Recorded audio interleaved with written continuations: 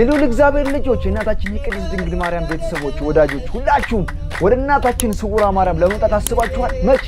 ዛሬ ወይስ ነገ?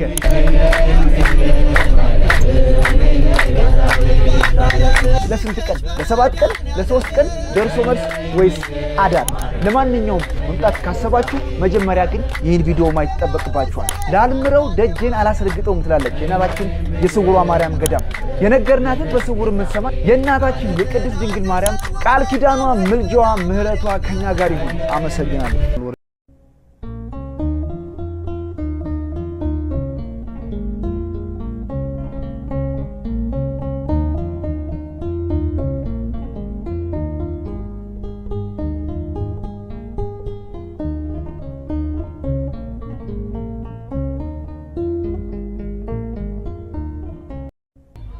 ስውሯ ማርያም መጥቶ እንግዲህ ቋጥሮ ያልተፈታለት ልቡን መሻት ነውራት ያልተመለሰለት ሰው የለም እና እንግዲህ እዚች ቦታ ለመምጣት የምትፈልጉ ካላችሁ መንገዱን ማታውቁት እዚህ ጋር መጥቶ ደግሞ ያለውን ስነ ስርዓት ማታውቁት የገዳሙን ስነ ስርዓት እያንዳንዱ ሁሉ አሳያችኋለሁ ማለት ነው።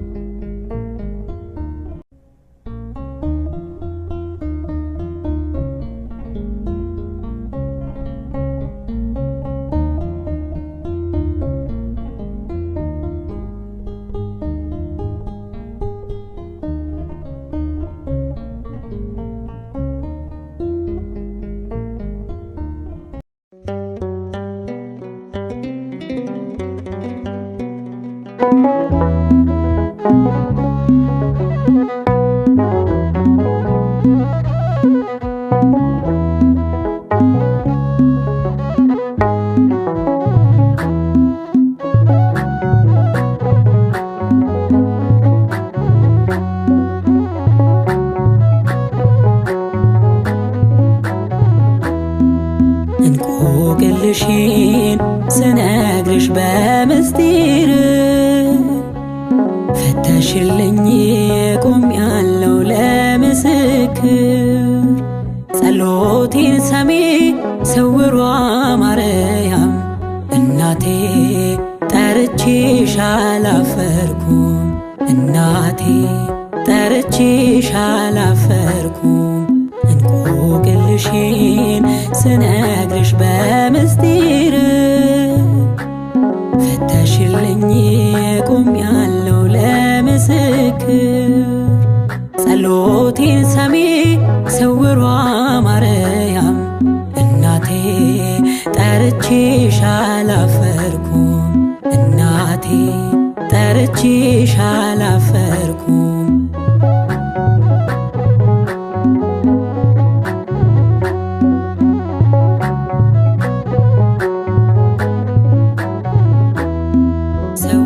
ማርያም በማጣት በማግኘት ስውሯ ማርያም በብርቱ ሰልፍ ሕይወት ስውሯ ማርያም ስንገዳገር ልጅሽ ሳልወድቅብሽ ይዞኛል ምልጃሽ። ስውሯ ማርያም ከሳሼ ማፈረ ስውሯ ማርያም ጸሎቴ ሰመረ። ስውሯ ማርያም ቆምኩኝ ለምስጋና በማርያም ሁሉም ሆነ ደህና። እንቆቅልሽን ስነግርሽ በምስጢር ፈተሽልኝ ቆሜያለሁ ለምስክር። ጸሎቴን ሰሚ ስውሯ ማርያም እናቴ ጠርቼሽ አላፈርኩም።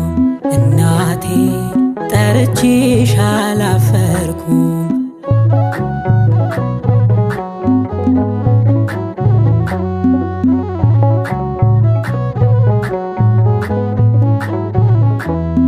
ስውሯ ማርያም የከበደው ጭንቄ ስውሯ ማርያም ወድቋል ጠባቂ ስውሯ ማርያም ከስልሽ ፊት ስቆም ከበበኝ የልጅሽ ሰላም ስውሯ ማርያም በቃል አይነገር ስውሯ ማርያም ያንቺስ እጹብ ታምር ስውሯ ማርያም እንባ ያጅበኛል ለዘላለም ሲደርገኝ ኖራል እንቆቅልሽን ስነግርሽ በምስጢር ፈተሽልኝ ቆሜያለሁ ለምስክር ጸሎቴን ሰሚ ስውሯ ማርያም እናቴ ጠርቼሽ አላፈርኩም እናቴ ጠርቼሽ አላፈርኩም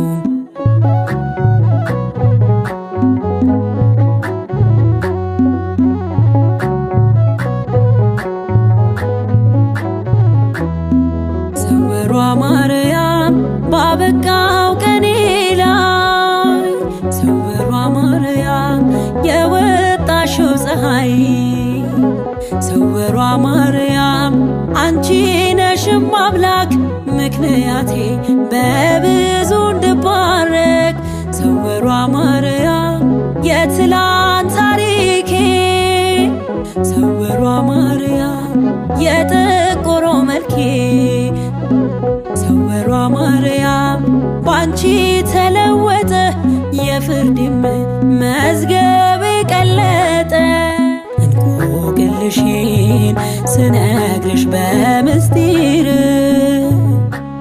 ፈተሽልኝ ቆሜያለሁ ለምስክር ጸሎቴን ሰሚ ስውሯ ማርያም እናቴ ጠርቼሽ አላፈርኩም እናቴ ጠርቼሽ አላፈርኩም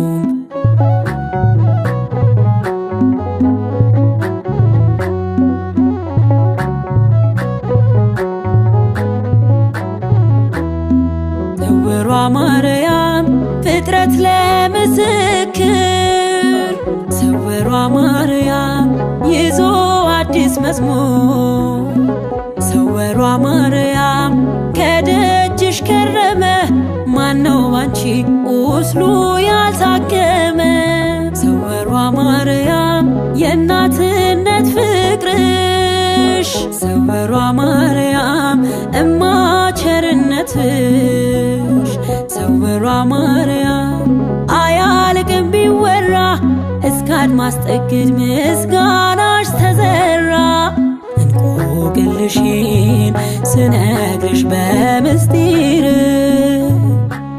ፈተሽልኝ ቆሜያለሁ ለምስክር ጸሎቴን ሰሚ ስውሯ ማርያም እናቴ ጠርቼሽ አላፈርኩም እናቴ ጠርቼሽ አላፈርኩም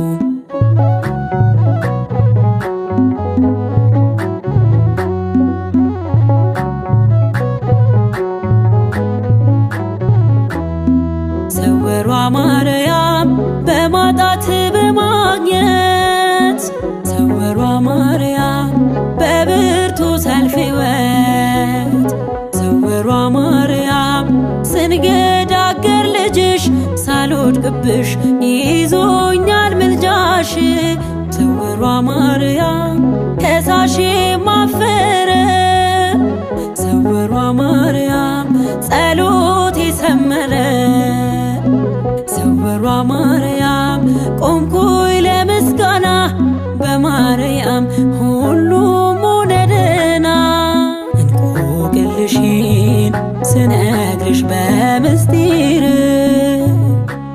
ፈተሽልኝ ቆሜያለሁ ለምስክር ጸሎቴን ሰሚ ስውሯ ማርያም እናቴ ጠርቼሽ አላፈርኩም እናቴ ጠርቼሽ አላፈርኩም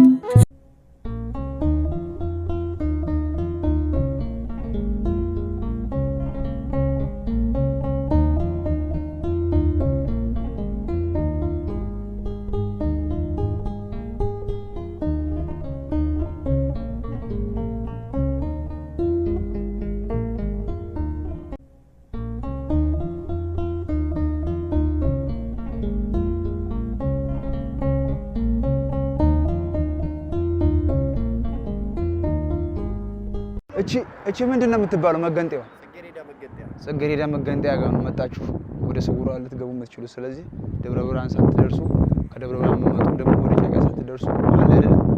ጽጌረዳ መገንጠያ ተገንጣችሁ ስውሯ ባለች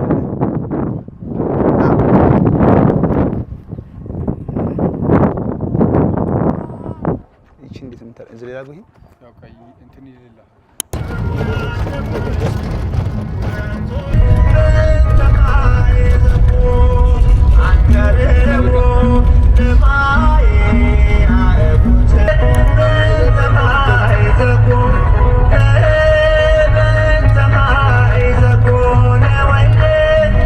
ጌታ እግዚአብሔር ይህንን ቦታ በቀራንዮ በተቀበለው 6666 ጅራፍ በቅዱስ ኡራኤል አማካኝነት በደሙ ጸብታ ያረፈበት ቦታ ይቺ አንዷ ቦታዋ ይቺ እግዚአብሔር የደሙ ጠብታ ቦታ ነች።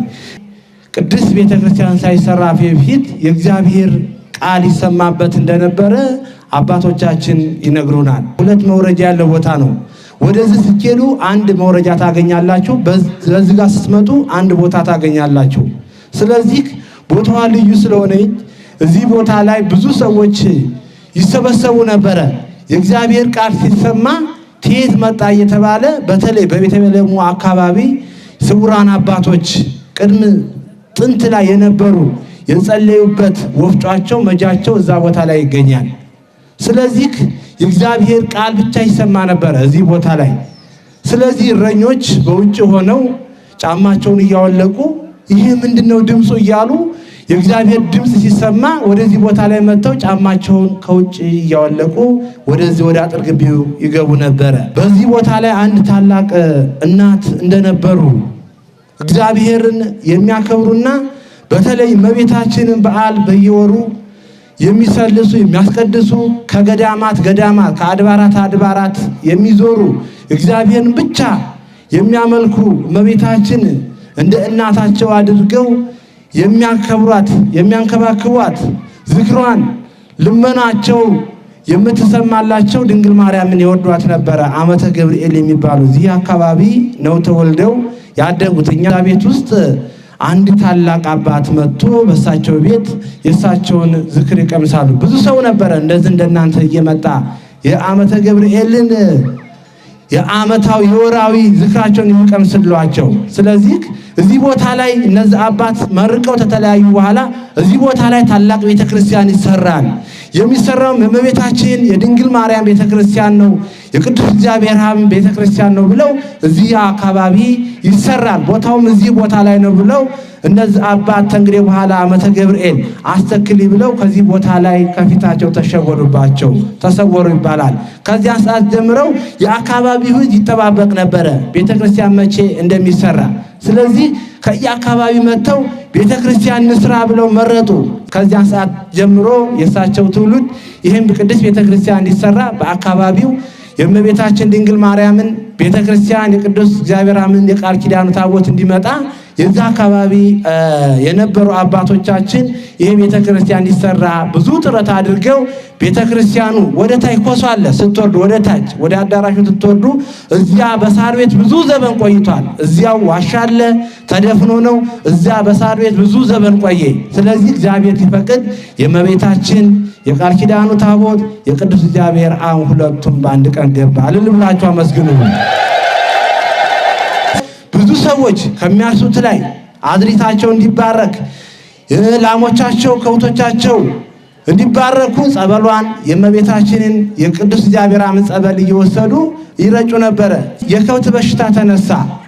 ያ የከብት በሽታ ሲነሳ መጥተው እመቤታችንን ለምነው ሄደው ጸበሉን አንጥተው ከዚህ ቦታ ላይ እምነትን ወስተው ከብቶቻቸውን የዚህ አካባቢ ሰዎች በሙሉ ከብቶቻቸውን እየረጩ የሞተም አንድ ከብት ሳይኖር የእመቤታችንን የእምነቱን ጸበል በመውሰድ እዚህ ቦታ ላይ የተቀደሰበትን የቅዳሴውን እምነት በመውሰድ ከብቶቻቸው ሲረጡ ከብቶቻቸው ሐኪማቸው ድንግል ማርያም ሆነችላቸው። ከዚያ ጀምሮ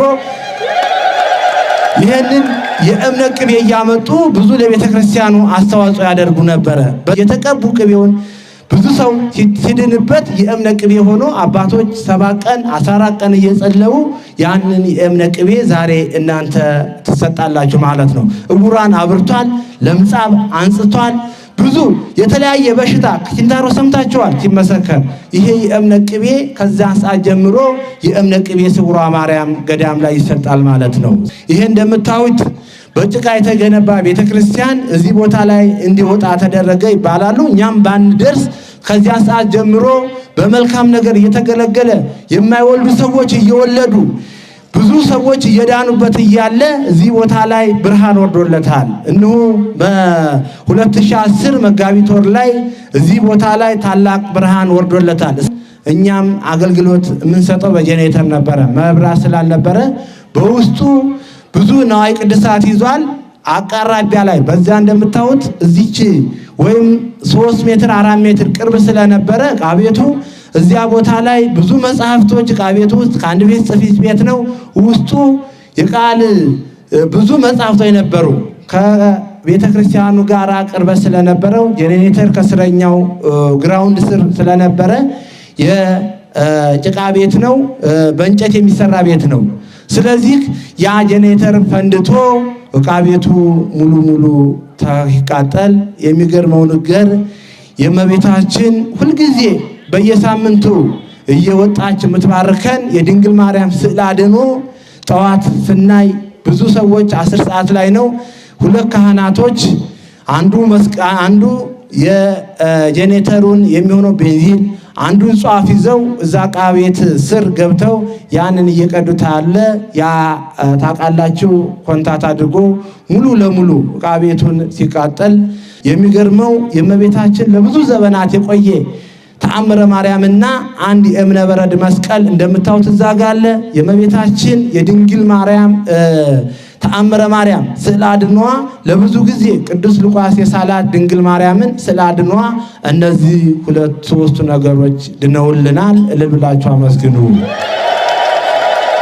እንግዲህ አንደኛው የእመቤታችን የቃል ኪዳኗ ላላስምረው ደጄን አላስረግጠውም ይላል። እንግዲህ እዚህ ቦታ ላይ በተለያየ ለቤተ ክርስቲያኑ አስራት በኩራት የሰጠ ለቤተ ክርስቲያኑ መገልገያ ሁሉ ከ5 ሳንቲም ጠጠር እንኳን አንስቶ ለቤተ ክርስቲያኑ ሊያቀርበ ሁሉ ላላስምርልሽ ደጄን አላስረግጠውም ብሎ ጌታችን ኢየሱስ ክርስቶስ ለእመቤታችን ቃል ኪዳን ሰጥቷታል ማለት ነው። እመቤታችን ለምነው ልጅ ያጡ ሰዎች ብዙ የልጅ ስጦታ አግኝተዋል። ብዙ ሰው በመስቀሉ አይኑ በርቷል። ብዙ ሰው የማይሄድ ሰው እየሄደ ነው። መንጣት ብቻ አይደለም፣ ውስጣችን ንጹህ አድርገን መታዘዝ ነው። መታዘዝ ከመስዋዕት ይበልጣል ይላል እንግዲህ የእግዚአብሔር ቃል። ስለዚህ ንጹህ ሆነን ይሄን አድርጉ ስንባል ማድረግ ነው። እንግዲህ ክርስቶስ ቤት ውስጥ ማጉረምረም ወይም መከፋት የለብንም። ስለዚህ ይሄን ንጹህ ትሆንን ውስጣችን ንጹህ ካላደረግን ልጅ ምን ለምነውን ልጅ ይሰጠናል እግዚአብሔር። የፈለግነው ሀብት ተፈለግን ሀብትም የእግዚአብሔር ነው። ሁሉ ነገር እግዚአብሔር አምላክ ሲባርክልን ነው ማግኘት የምንችለው። ስለዚህ ይሄ ነው እንግዲህ የገዳማችን ታሪክ በአጭር ቀን ተጽፎ መጻሕፍቱ እየእጃቸው ላይ ይደርሳል ማለት ነው። ላላስምረው ደጄን አላስረግጠውም ይላል። የእመቤታችን በተለይ ስውሯ ማርያም ማለት ተሰውሮ የነበረ የተገለጸ ማለት ነው። ስለዚህ በተለይ እመቤታችን ለብዙ ሰዎች በራእይ የታየች ሁሌ እንናገራለን። አንድ ታላቅ አባት በፍልሰታ ወራት ውስጥ እዚህ ቦታ ላይ በራእይ ያዩት አባት አሉ። እውነት በፍልሰታ ውስጥ ይመሰክራሉ እዚህ ቦታ ላይ መጥተው።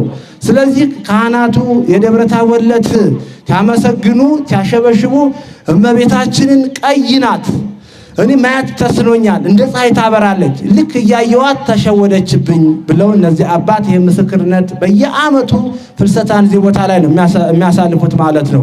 ስለዚህ እህል ሳይበሉ በበሶ ብቻና በሽምብራ 16ን ቀን ጨርሰው ሲፈጽሙ በ13ኛው ቀን የደብረ ታቦር ዕለት እመቤታችን በራእይ ታይታቸው ተሸውዳባቸዋል ማለት ነው። ስለዚህ ይሄን የመሰለ ነው የገዳማችን ታሪክ።